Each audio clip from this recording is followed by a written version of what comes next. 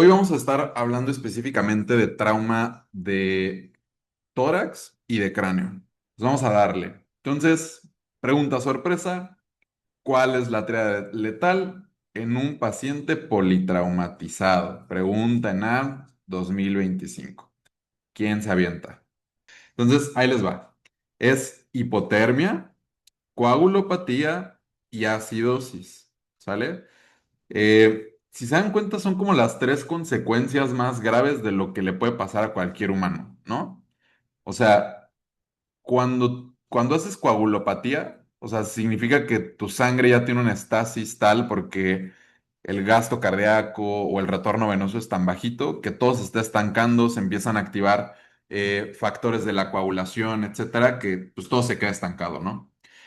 La acidosis es en gran medida el fin último del metabolismo anaerobio, ¿no? La elevación tan abrupta del lactato, ¿no? Del metabolismo anaerobio, te hace caer en una acidosis metabólica ni un gap elevado. Entonces, jodido.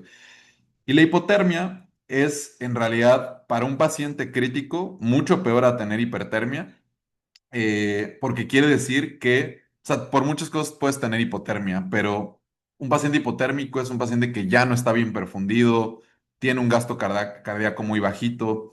Entonces, no sé si alguna vez alguno de ustedes rotó por una terapia intensiva a lo largo de su, no sé, del internado o ahorita en el servicio. Pero, por ejemplo, ahí en el Chávez era común que a los pacientes trasplantados o a los que teníamos en ECMO, con Impel, así con dispositivos muy avanzados, eh, los tuviéramos como con una manta térmica. Yo fue las primeras veces que veíamos la colchita térmica. Se veía bien sabrosa esa colchita térmica. Pero bueno, yo así me acordaba, ¿no? De mis pacientes de, a ver, pues sí, claro que esta es la triada mortal, ¿no? O sea, el paciente está hipotérmico, empezaban a elevar tiempos de coagulación horrible, ¿no? Y INRs así de 8 9 y no estaban anticoagulados, la coagulopatía. Y pues así con pHs de 7,1 7 que ya te está avisando que está a punto de partir a otro terreno en otro sitio, ¿no? Entonces, que no se te vaya a olvidar, por favor, espero con esta historia. Ok, esta es nuestra agenda del día de hoy, desde trauma de tórax, hemo y neumotórax, qué onda con las ondas, cuándo se ponen, cuándo se quitan, que si el segundo espacio, que si el quinto espacio, que si arriba de la costilla. O sea, hoy no te puede dar TDA, hijo mío, ¿sí? Hoy concentrado toda la clase, ¿ok? ¿Por qué importa? ¿Por qué es muy relevante el trauma de tórax? Pues fíjate, 25% de las muertes en trauma se deben solamente a lesiones torácicas, ¿ok? 85% de estos traumas se manejan solamente con una sonda pleural y analgesia, o sea, no requieren en realidad una intervención quirúrgica. Menos de 10% requieren tal cual la intervención por el cirujano de tórax, que lo vamos a llamar eso una toracotomía, ¿no? Tomos de cortar, ¿no? Cortar tórax, ¿no? Cirujano. Y 19% de los muertos por trauma cerrado, pues van a tener neumotórax. Entonces es bien importante que lo identifiques, ¿va? Eh, es importante que también sepas por qué la lesión torácica afecta los patrones respiratorios, porque pueden haber diferentes mecanismos, ¿sale? Entonces puede ser una alteración en la ventilación que te dé una acidosis respiratoria, una alteración del intercambio gaseoso por hipoxemia, por ejemplo, si tienes un paciente que tiene, no sé, digo, hablando de trauma de tórax, pues lo más obvio sería una hemorragia, ¿no? Muy importante dentro del tórax, ¿no? Un hemotórax. Un compromiso cardíaco, mecánico o eléctrico que te va a dar bajo gasto y una hemorragia masiva. Entonces, pues bueno, esto es nada más como, así como breve introducción. Eh, y vámonos ahora a un poquito de la anatomía superficial del tórax, con los límites anteriores, posteriores y de arriba y abajo. Y esto es importante pues para que cuando estemos llevando esta parte de a ver que si es trauma de no sé qué, cuál es el órgano más afectado y que si es el vaso y el hígado y el intestino y todo esto, ¿no? Entonces, back to basics. Límites del tórax anterior, pues está la escotadura esternal. En la parte posterior estaría la base del cuello y el diafragma, que es bien importante que sepas que en expiración el diafragma asciende, en inspiración baja, ¿ok? Entonces, en expiración, tú puedes tener traumatismos de órganos abdominales, ¿ok? De hígado, de vaso, de duodeno, o sea, no sé, por ejemplo, sobre todo en heridas lacinantes, ¿no? El típico de la herida con un cuchillo o con algún arma, ¿no? Entonces, que sepas que pues en el tórax puedes tener lesiones abdominales, precisamente porque en expiración, pues el diafragma asciende, ¿ok? Referencias importantes, sobre todo, por ejemplo, es la línea mamaria que está a nivel de el cuarto espacio intercostal y el pliegue inframamario que es quinta a sexta costilla. Ahorita vas a ver por qué es importante, ¿no?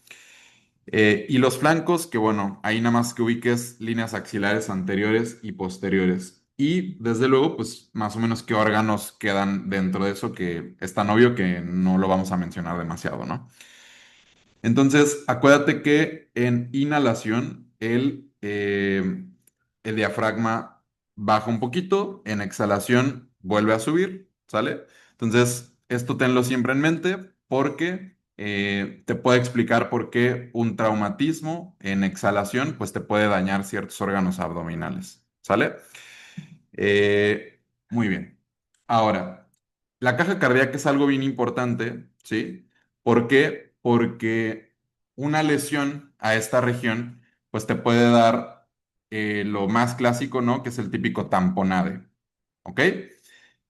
El derrame pericárdico es algo bien importante, sobre todo en el tema de trauma, porque te pueden poner casos de, no sé, un derrame pericárdico por una herida por arma de fuego, por un cuchillo, ¿no? Y que te vayan preguntando más o menos en qué sección, en qué espacio intercostal tienes que ir drenando, ¿no? Entonces, bueno, fíjate aquí en la caja cardíaca, ¿no? Tenemos una definición de los límites, que es medial a líneas mamilares, ¿no? En la parte anterior, en la parte posterior, medial a las puntas de las escápulas, límite superior tenemos a la escotadura esternal y límite inferior tenemos a los rebordes costales. Entonces, cualquier herida penetrante en la caja cardíaca, que es todo esto, ¿sí? Líneas mamilares, puntas de escápulas y superior escotadora esternal y reborde costal, pues podemos tener lesiones de diferentes estructuras, no solamente el corazón, ¿no? También puedes lesionar grandes vasos, ¿no? Aorta, las cavas, la aurícula, ventrículo, hilios pulmonares, una lesión traqueobronquial, ¿no? O lesiones incluso del esófago, sobre todo si son lesiones que entran por la región posterior, ¿no? O que traspasan absolutamente toda la caja torácica, o sea, tendrían que pasar desde la aurícula, ¿no? Derecha hasta la izquierda y de ahí el esófago, ¿sale? Pero bueno, es posible. En esta parte anatómica es importante que ubiques, yo creo que esto es como lo más importante y por lo que puse lo de la anatomía, porque cuando alguna vez alguno de ustedes ha hecho una toracocentesis o han visto en sus rotaciones de medicina interna cómo hacen la descompresión en un neumotórax o no sé, aunque sea en la tele, ¿sí? Ok, bueno, veo que algunos están poniendo que sí por ahí. Y pues es muy enfático siempre que te están enseñando, ¿no? En tu rotación del R1 así de medicina interna, de urgencias, pues que te dicen que tienes que puncionar la costilla por encima del borde costal. Y esto tiene una razón de ser. Y es debido a que por debajo del borde costal pasa un paquete neurovascular, ¿ok? Que es vena, arteria, nervio, van hacia abajo, ¿sale? ¿Y por qué van hacia abajo? Pues fíjate, es justamente vena, arteria, nervio, que es lo más inferior, ¿ok? Entonces, si tú puncionas a tu paciente por debajo de la línea, o bueno, del borde costal, va a tener ese paciente todo el tiempo sangrados pues recurrentes, a pesar de que ya le pusiste la sonda, ya lleva mucho tiempo, te va a seguir drenando y drenando y nunca le vas a poder quitar esa sonda, ¿sale? Entonces, siempre por encima. ¿Cómo te vas a acordar de esto? Porque, o sea, a la mera hora te van a poner así en el enarme.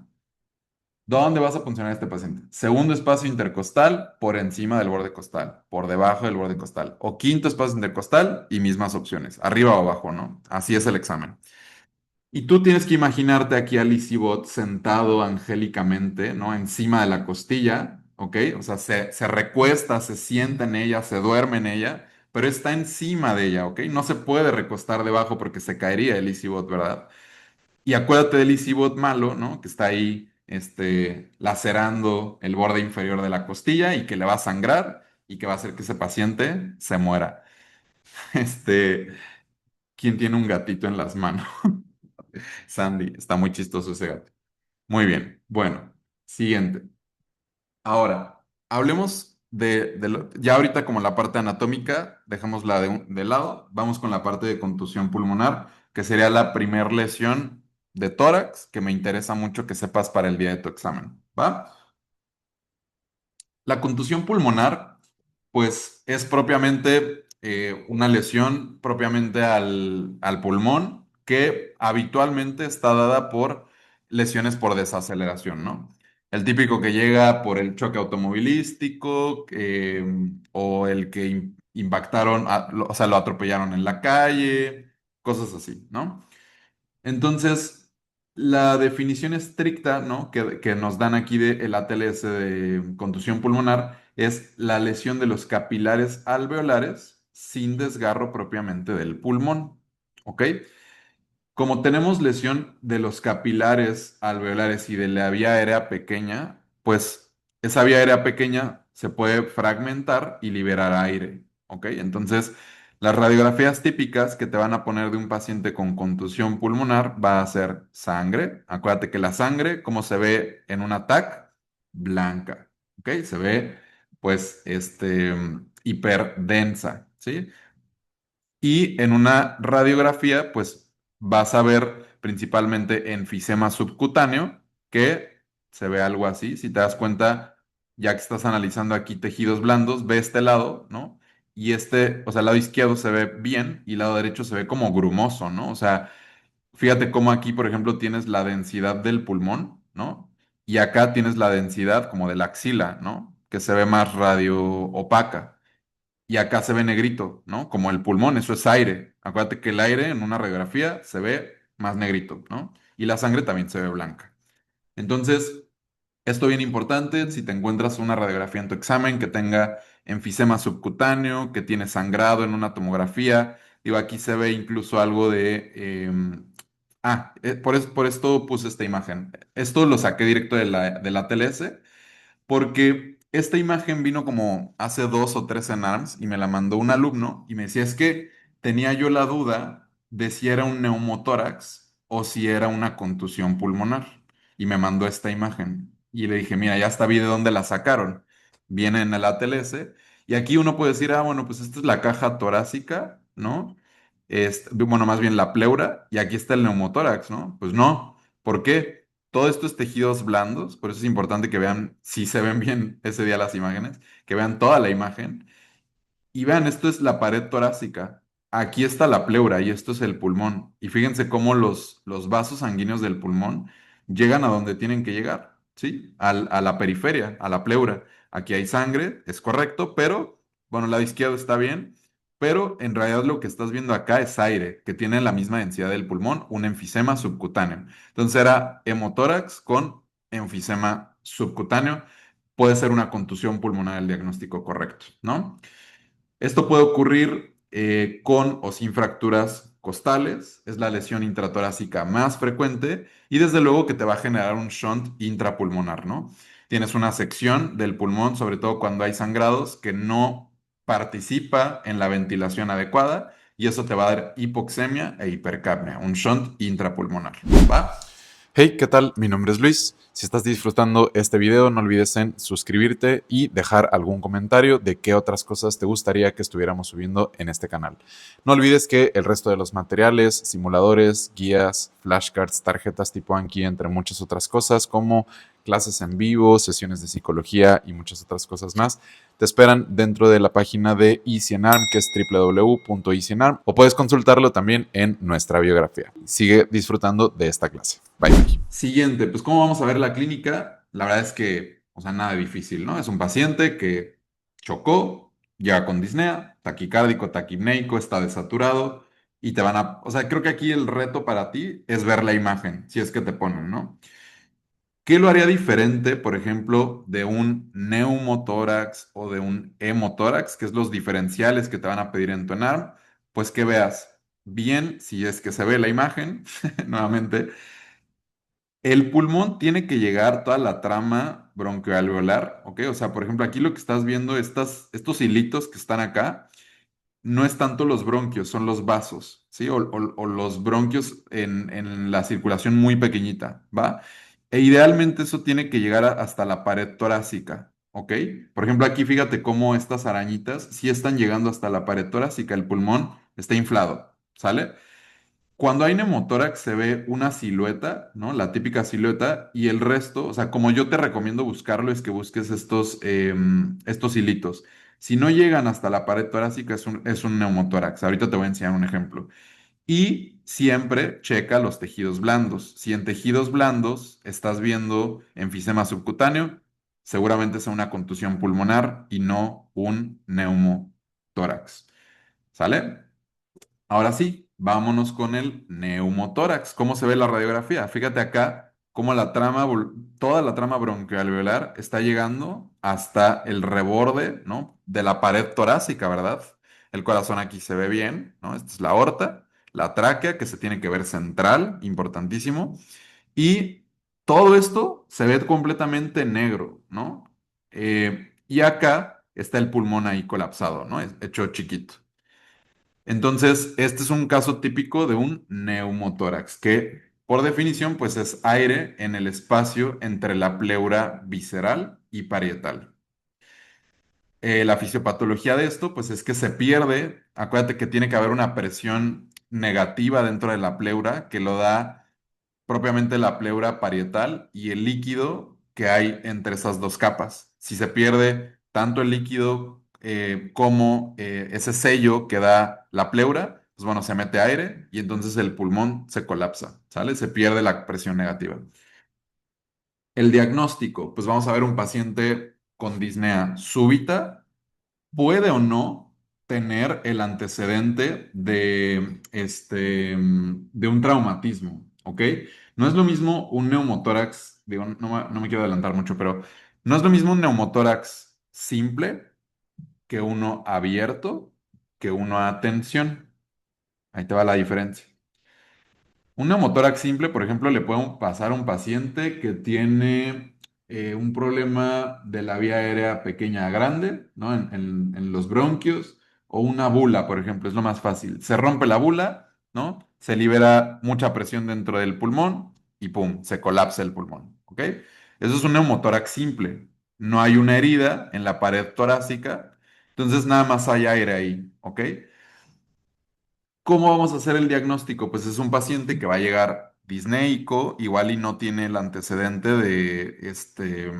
del traumatismo, pero te dice que es un fumador crónico. ¿Y cuáles van a ser tus diferenciales en un paciente con disnea súbita que desatura? Pues bueno, igual y es una TEP, igual y es falla cardíaca, igual y es un derrame pleural, pero le tomas la radiografía y si tú ves que la trama broncoalveolar no llega a la pared torácica, estoy seguro que ese día no vas a dudar que es un neumotórax. Y aquí es donde viene la duda. A ver, ¿tú qué harías si vieras esto? Digo, este está muy obvio, está muy grandote, ¿no? Pero, a ver, lo descomprimes, le pones una sonda, lo vigilas, le das oxígeno al 100%. A ver, ahí en el chat, contéstame qué harías ante un paciente que tiene este neumotórax, este que estás viendo aquí. Lo descomprimes, lo vigilas, oxígeno al 100% o sonda luego, luego. Ok, la verdad es que yo estaría de acuerdo con ustedes porque seguramente este paciente que tiene un neumotórax importante, ¿no? Ya abarca, pues, está más del 50%. La respuesta ahí correcta sería, ¿qué es lo que te dice la TLS actualmente? Guíate por la estabilidad del paciente. Si el paciente está inestable, respiratorio o circulatorio, o sea, está chocado, y particularmente que este neumotórax se vuelva a tensión, eso es una urgencia y hay que picarlo, ¿no? De lo contrario, la verdad es que se podría dar oxígeno 100% y estarlo revalorando con radiografías. Creo que nadie de nosotros dejaría este neumotórax ser, ¿verdad? Pero bueno, por estricto sentido, el ATLS te dice, para el tratamiento, guíate mucho del estado hemodinámico o clínico del paciente. Si tiene alguna alteración circulatoria o respiratoria, o sea, que llega boqueando, que llega ya en falla respiratoria o chocado, eso es un neumotórax a tensión, que ahorita te voy a enseñar cómo diferenciarlo, ¿sale? El estándar de oro para este diagnóstico obviamente será la tomografía. A veces en las radiografías no se logra observar muy bien. Esto está muy de libro, pero, o sea, yo sí he visto neumotórax que pues se te van, ¿no? Y la otra es un ultrasonido, ¿no? El FAST extendido, porque estrictamente el FAST no valora pulmón. Entonces, ahorita te voy a enseñar también algunas imágenes de eso. Ahí te va.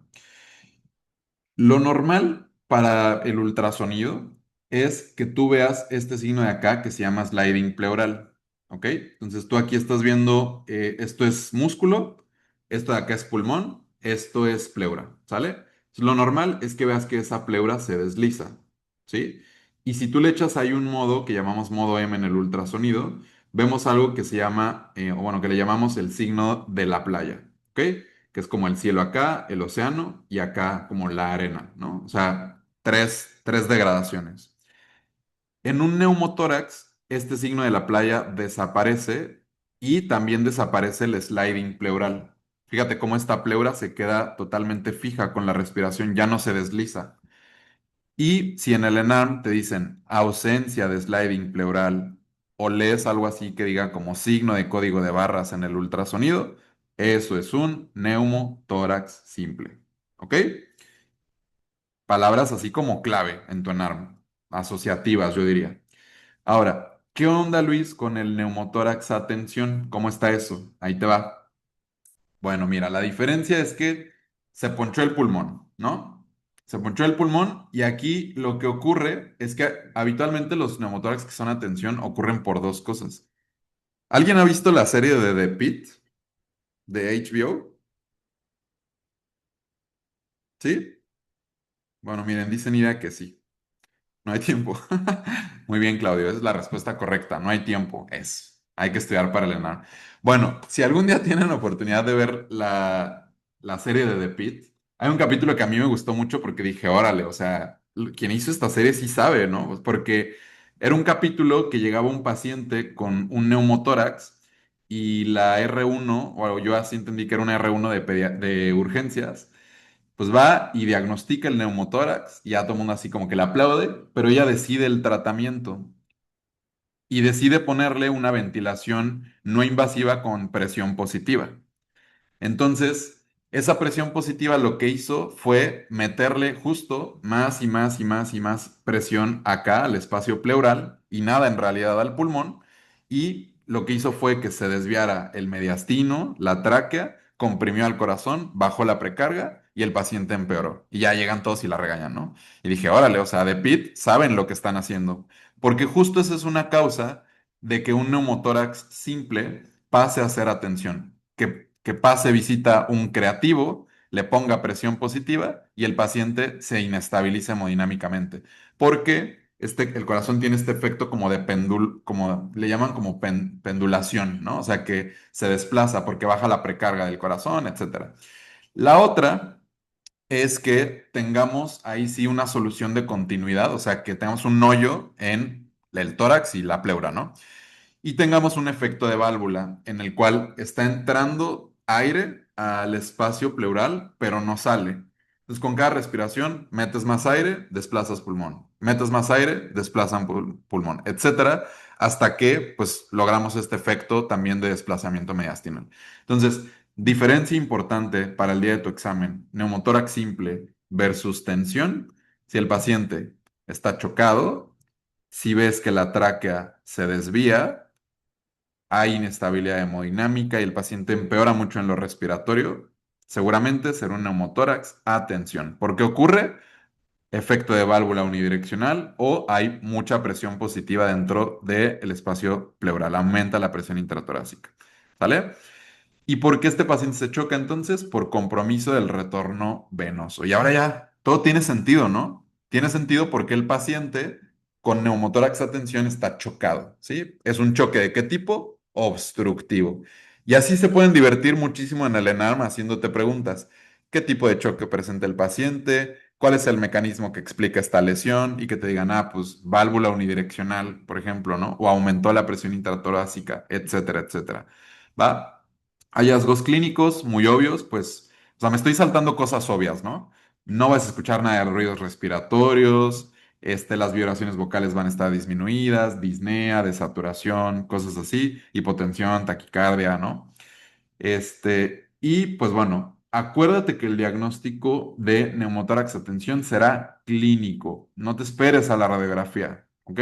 Y aquí sí, descomprime de manera inmediata, ¿sí? El neumotórax simple todavía lo puedes vigilar, sobre todo si no está comprometido hemodinámicamente o respiratorio. Si ves por ahí una opción que diga darle oxígeno al 100% y revalorar, la verdad es que está bien. Si el paciente está estable, está bien, ¿va? Pero atención, ese sí ya tache, hay que descomprimirlo. Ahora, a ver, pregunta del millón. ¿Cómo contestarías? ¿En qué espacio intercostal insertarías una aguja para descomprimir un neumotórax? Ya nos dijo Karina, quinto espacio intercostal, que le llegue directo al corazón. Claro que sí. Quinto espacio, quinto espacio, quinto espacio. Ojo, estoy diciendo descomprimir, ¿ok? Descomprimir, no colocarle una sonda. Y la verdad es que aquí ustedes me pueden rebotar un poquito ya ahora sí todo segunda línea, ¿no? Me pueden rebotar un poquito la respuesta, pero ahí les va como lo más, actual, ¿no? Lo más actual, o sea, lo que antes se hacía, la verdad es que la mayoría ocupábamos el segundo espacio intercostal, conjunto a línea medio clavicular, ¿sale? Pero ahora el ATLS te dice que no. O sea, justo es quinto espacio intercostal en unión con la línea axilar anterior. La verdad es que los cardiólogos rara vez hacemos esto. ¿Por qué? Pues porque la mayoría de nuestros pacientes tienen cardiomegalia horrible. Entonces, yo le ando picando el quinto espacio intercostal, línea axilar anterior y le perforo el ventrículo izquierdo. Pero para fines de suenar, si contestan aguja 14 French, quinto espacio, línea axilar anterior, ese será el preferido en el adulto, ¿sale? En embarazadas, cambia, ahí sí el ATLS te dice que sigue siendo segundo espacio. Y una vez que descomprimiste y ya le sacaste el aire, tienes que pasar a un manejo definitivo, ¿ok? Que es ponerle ahora sí una sonda endopleural, ¿ok? Un tubo de toracostomía, ¿sale? Este, que ese también se va a poner en el quinto espacio intercostal, línea axilar anterior o media. Hay un triángulo de seguridad, ahorita te voy a hablar un poquito de él, pero acuérdate que esto es muy importante, o sea, primero descomprimo y si tú ves, te preguntan sobre todo, ¿cuál es el manejo inicial? Y aparece una opción que diga sonda, esa no es, sobre todo si está inestable y es un neumotórax de tensión. La opción correcta es ponerle primero una aguja, 14 French, lo descomprimes y ya luego le pones la sonda. La sonda es para que no se vuelva a hacer el neumotórax, ¿ok? Para expandir ese pulmón. Se conecta un neumokit que le da presión positiva y se deja ahí cierto tiempo que ahorita te voy a platicar cuándo quitarlo, ¿ok? Entonces, manejo definitivo, sonda. Y en qué espacio ponerla. Este más o menos será nuestro triángulo de seguridad. Fíjate cómo es entre el borde del pectoral mayor, el dorsal ancho y una línea que te decía hace ratito que era importante, ¿no? El pliegue inframamario. Entonces, pliegue inframamario, pectoral y dorsal ancho. Si tú levantas aquí tu bracito, ahí es donde tienes que funcionar a tu paciente. ¿Va? Muy bien.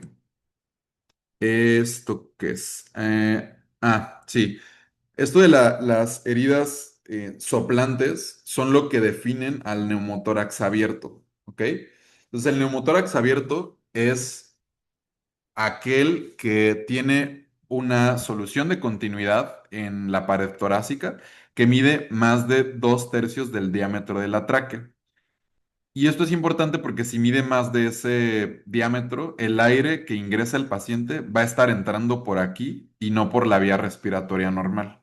Entonces, es como lo que define, ¿no? Una herida soplante. Y esto lo que hace, pues, es estar metiendo continuamente presión positiva al tórax y eventualmente, pues, se te va a inestabilizar.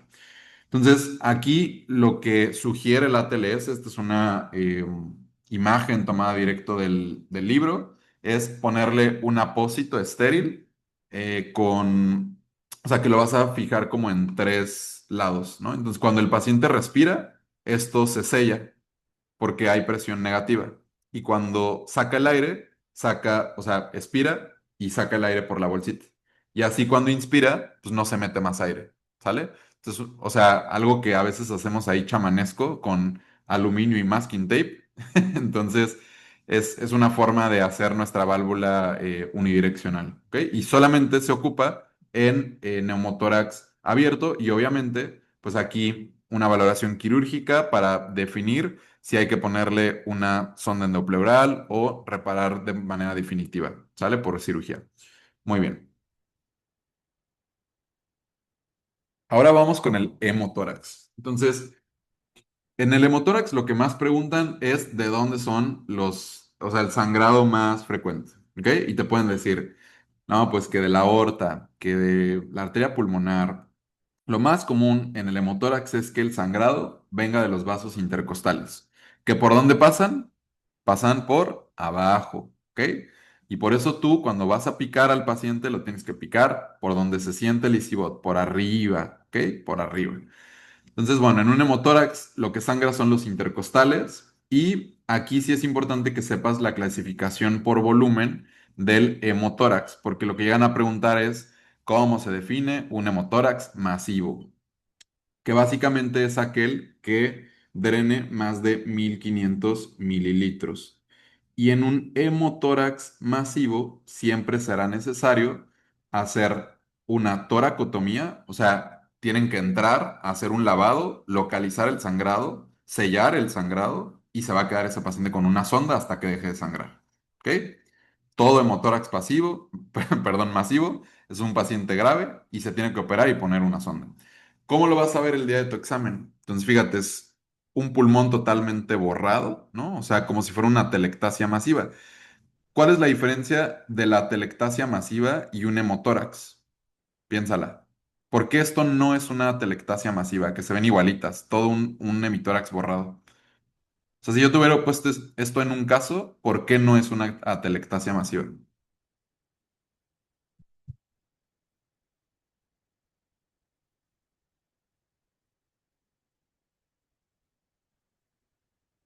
Ok, muy bien. Por ahí Sofía nos dice, la tráquea no está desplazada, de hecho hasta como que la empuja, ¿no? Exacto, o sea, acuérdense que la telectasia jala todo, ¿no? Entonces la telectasia jala la tráquea, no la empuja. Y aquí la sangre que está en el pulmón izquierdo la está empujando al lado derecho. Entonces, por eso este caso en particular es un hemotórax y no una atelectasia masiva. ¿Va? Entonces, ¿cómo definimos? Fíjate lo que dice aquí, hasta te puse el muñequito en ARM. Pregunta en ARM. ¿Cómo definimos al hemotórax masivo? Números mágicos, 1500 mililitros en el drenaje inicial por la sonda. 2, más de 200 mililitros por hora durante 2 a 4 horas. Y 3, más de un tercio del volumen circulante. Apréndete sobre todo estas, 1500 mililitros o 200 por hora. ¿Ok? ¿Y qué le vamos a hacer al hemotórax masivo entonces? Pues de manera inicial, pasarle hemoderivados. Tiene que ir a colocación de una sonda de más calibre, 28 a 32 French, y una toracotomía de urgencia, o sea, cirugía, ¿no? Entonces, pues esto es lo más relevante del hemotórax, ¿va? Ahora, otra favorita del ENARM, que no te vayan a trabar, hijo mío, ¿sí?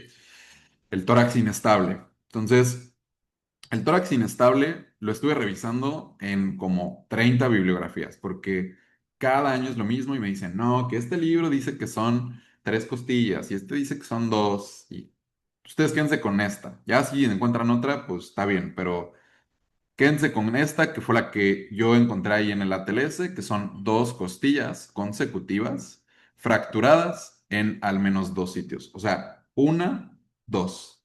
Tienen que ser contiguas, ¿sale?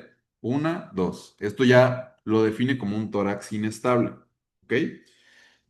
Y el tórax inestable clínicamente se va a ver como un movimiento paradójico de la pared torácica. Creo que les puse un video. Déjenme ver, es que ya tiene tiempo que hice esta clase. Sí, miren, fíjense.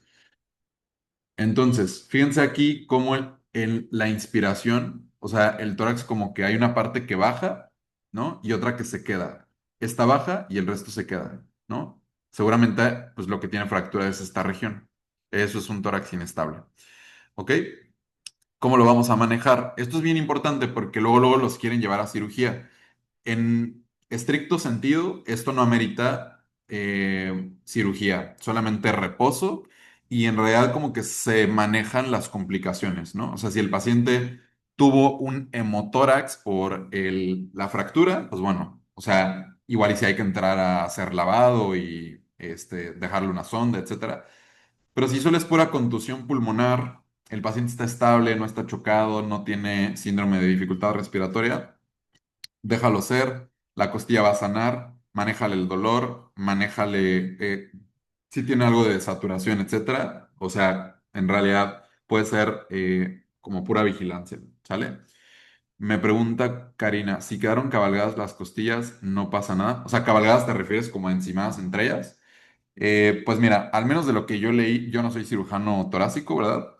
Pero de lo que yo revisé aquí en el ATLS, no, o sea, no documentan, o sea, de a ver si son tres costillas que están así, ¿qué le hacemos?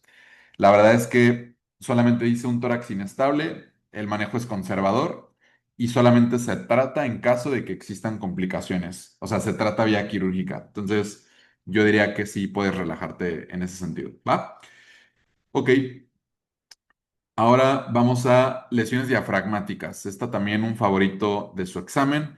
Principalmente aquí como se los van a poner y no quiero que los traben, es ver en un adulto, ¿eh? O sea, porque en un niño ver esta imagen es una hernia diafragmática hasta no demostrar lo contrario, ¿no? Pero en un adulto ver el intestino acá en el pulmón, pues es que seguramente o hay una hernia diafragmática, digo así, masiva, o que hubo un traumatismo diafragmático por una lesión, sobre todo por desaceleración, ¿ok? Es más frecuente traumatismos diafragmáticos del lado izquierdo, porque del lado derecho pues está el hígado que lo protege.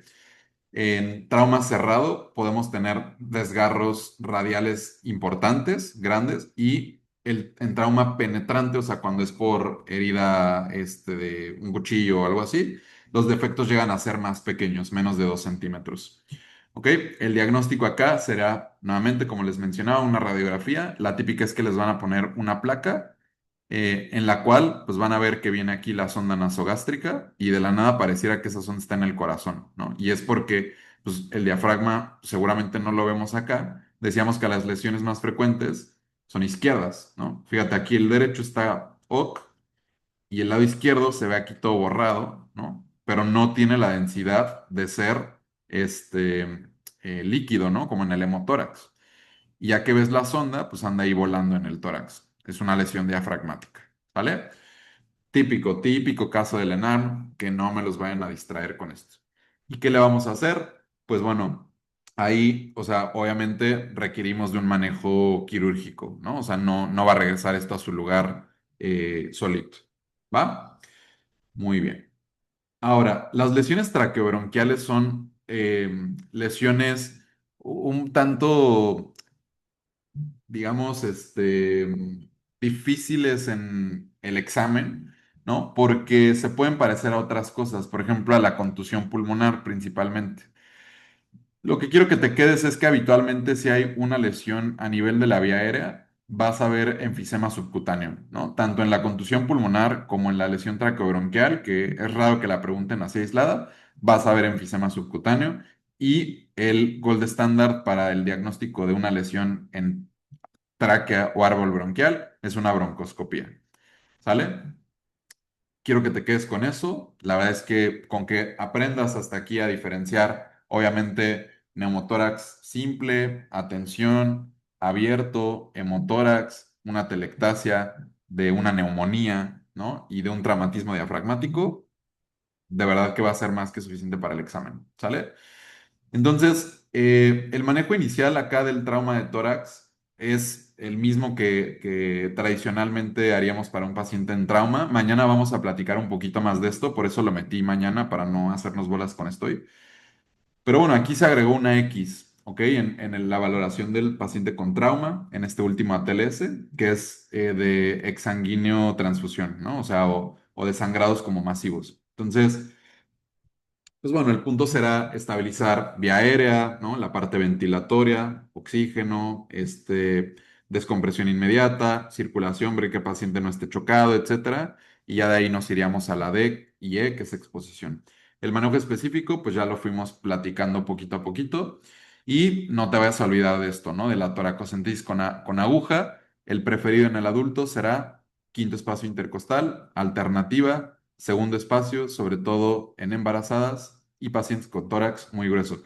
Vi por ahí en el grupo dudas con pediátricos. La verdad, si les soy muy honesto, no lo sé. Déjenme investigarlo. Si con trabajos estoy en lo de adulto, lo de pediátricos, por supuesto que no leí el ATLS de pediatría, pero lo voy a investigar y por ahí les digo en el grupo, ¿va? Y pues bueno, por último, hay una técnica que propone ahora el ATLS, la última versión, que es la toracostomía con el dedo, para descompresión, sobre todo en pacientes que tengan un tórax muy grueso o que ya le pasaste la aguja y de plano no jala, ¿no? Pero bueno, ya esto es como algo así anecdótico. Entonces, entre más grave la lesión, o sea, por ejemplo, en el hemotórax masivo, para saber qué French o qué calibre le tengo que poner, pues obviamente si tiene sangre con una sonda chiquita, un calibre 14, pues no va a salir, se va a tapar luego, luego, ¿no? Entonces, entre más grave, pues mayor calibre, sobre todo si hay sangre, ¿ok? Entonces, puntualmente, ¿qué indicaciones tengo para una sonda pleural? Neumotórax a tensión tras una descompresión inicial, neumotórax abierto. Fíjense cómo aquí no entra el simple, ¿ok? El simple, como decíamos, lo puedo vigilar, oxígeno y vemos. Le tomo placa y valoramos. Hemotórax, o sea, obviamente la sangre no hay forma de sacarla, o ya combinaciones, ¿no? Hemoneumotórax, empiema, etcétera, ¿ok? ¿Cuándo vamos a quitar la sonda pleural? Esta también es una pregunta muy frecuente, sobre todo en hemotórax, ¿sale? Entonces, lo primero, esto principalmente en neumotórax, no hay fuga aérea por al menos 24 horas. O sea, quiere decir que el espacio pleural ya no tiene aire. ¿Ok? Segundo, cuando el drenaje sea menos de 100 a 200 en 24 horas. Aquí olvidé ponerle el muñequito de pregunta en ARM, pero esto también es así, favorita de siempre. Caso de paciente con hemotórax, te van a preguntar seguramente si es masivo con los 1500 o más de 200 en 2 a 4 horas. Te van a preguntar la radiografía, ¿no? Diferenciarlo con otras patologías y en qué momento le quitas la sonda, ¿sale? Entonces, se la quitas cuando drene menos de 200 en un día, en 24 horas, y el pulmón esté reexpandido, ¿sale? Y que el paciente no tenga requerimiento de ventilación con presión positiva. Entonces, no hay que retirar esas sondas si todavía hay fuga aérea, si hay enfisema subcutáneo o si el pulmoncito no reexpande. Te dejo aquí una tabla que tú vas a ir a leer al final de esta clase. No te la voy a leer yo. Listo. Ok. Tips que sí te voy a leer yo. Entonces, en trauma de tórax, ¿qué pongo primero? ¿Aguja o sonda? Pues depende, ¿no? O sea, si es un neumotórax, por ejemplo, a tensión, pues ahí sí hay que colocarle primero la aguja y ya luego le pongo su sondita. Si es un hemotórax, pues no tiene sentido en realidad que lo estés picando, ¿no? O sea, digo, tal vez para hacer como la evacuación inicial y ver si es sangre o no, pero en realidad, si sospechas que es un hemotórax, directito hay que ponerle su sonda, ¿va? Para la aguja, quinto espacio intercostal, también para la sonda, ¿ok? En el borde superior de la costilla, definiciones de motórax masivo, 1500 inicial o más de 200 por 2 a 4 horas o un tercio de la volemia. ¿Por qué se muere el paciente con tórax inestable? No es en realidad por las fracturas, ¿no? Ni por la contusión pulmonar. Llega a ser habitualmente por infecciones secundarias, ¿sale? Neumonía es como la principal causa en los pacientes con tórax inestable. Ok. Eso fue todo por hoy y si quieres continuar con el resto de la clase, no olvides que puedes consultarla de forma completa en www.easyonarm. A partir del 21 de julio, si es que estás viendo este video próximo a estas fechas, estaremos comenzando con nuestra segunda fase, que es la fase de talleres de casos clínicos, en la que estaremos platicando 13 talleres. Te dejo aquí un poco de cómo se van a ver y estaremos cerrando este curso con los repasos mágicos que estoy seguro te van a servir para pasar tu examen. Y como decimos en Easy, no olvides hacer tu estudio Easy. Adiós.